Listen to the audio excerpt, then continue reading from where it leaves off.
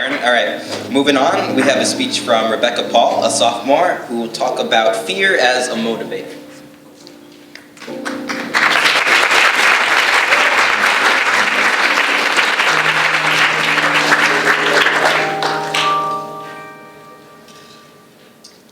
How many people here have something that they're afraid of? I also am afraid of many things. You know, spiders, thunder, cats. Something that you might not know about me is that I'm visually impaired. I have no vision to the left of center in both of my eyes.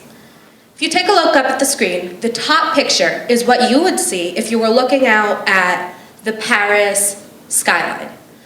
The bottom picture is what I would see. Additionally, I need things such as extra time and large print on tests.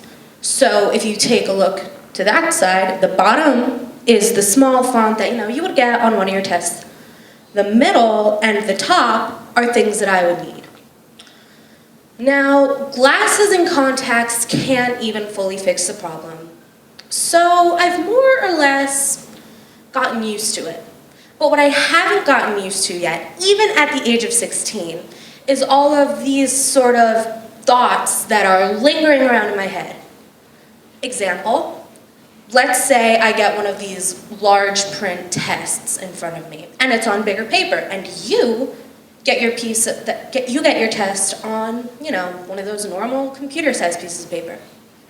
Who's to stop you from saying, why does she need that paper? It's so weird that she would need something different than me.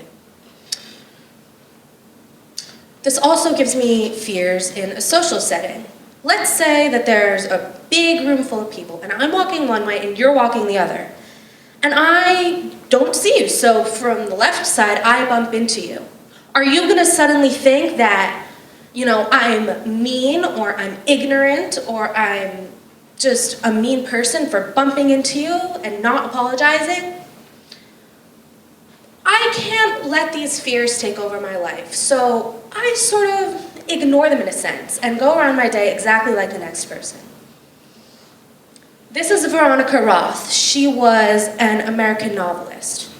One of her quotes that I really enjoy is, "Fear doesn't shut you down, it wakes you up." Now, this relates to me a lot in terms of my vision. I could easily wake up in the morning and say, I'm not gonna do this because I'm afraid of doing it, and I'm afraid what people are gonna think, and so I'm just not gonna do it. But I don't. I might not be able to play a game such as dodgeball because doctors say that it's too dangerous and that I can get hurt, but I'm an outside hitter for the volleyball team. I do things that I know that I can enjoy and I know that I can help out in. This is my best friend, Gabby. We met on the very first day of our very first travel program together almost 2 years ago.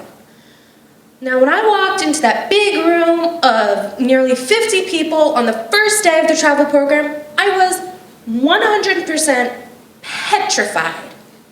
I didn't know anyone, and no one knew anything about me, and I didn't want to be that one person that people judged and decided to not to become friends with before they even met me. I didn't want to be that person, so what did I do? I walked up to that one girl sitting in the corner who probably didn't know anyone either, and I just said, "Hey, I'm Rebecca, tell me about yourself." And instantaneously, I got a lifelong friend.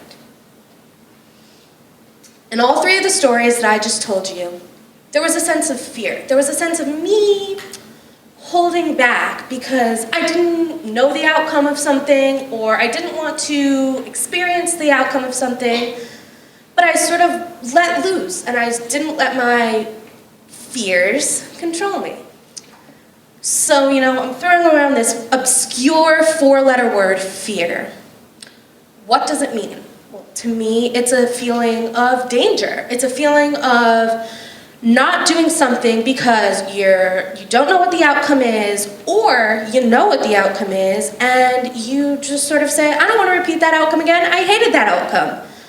if I do this event again, I might experience the same thing. So I made this chart here to sort of show what happens when we do overcome a fear versus when we might choose to hold back. In both scenarios, we recognize that we have that fear. That's, the first thing that you do.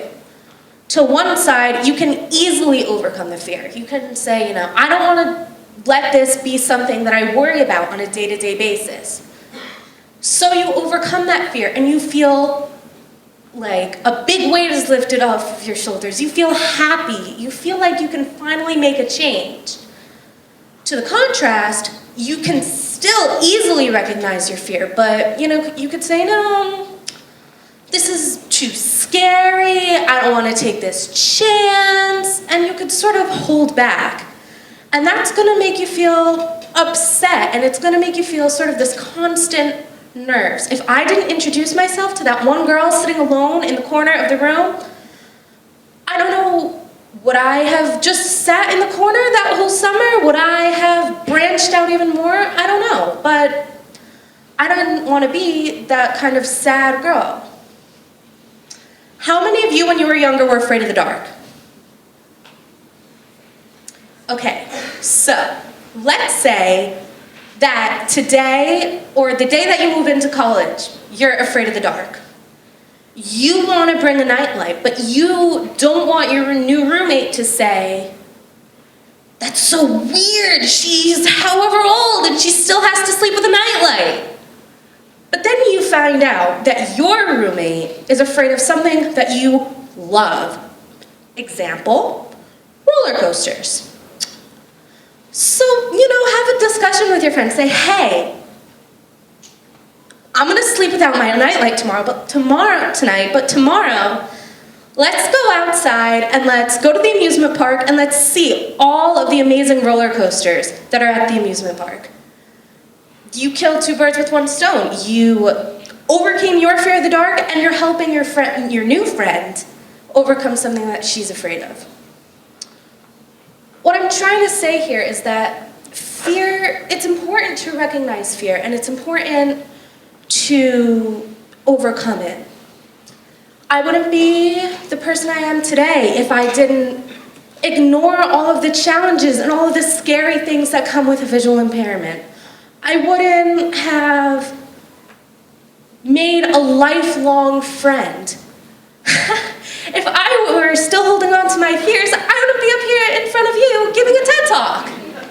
So go out and change the world, and don't let fears define who you are, what you do, or what you don't do. Thank you.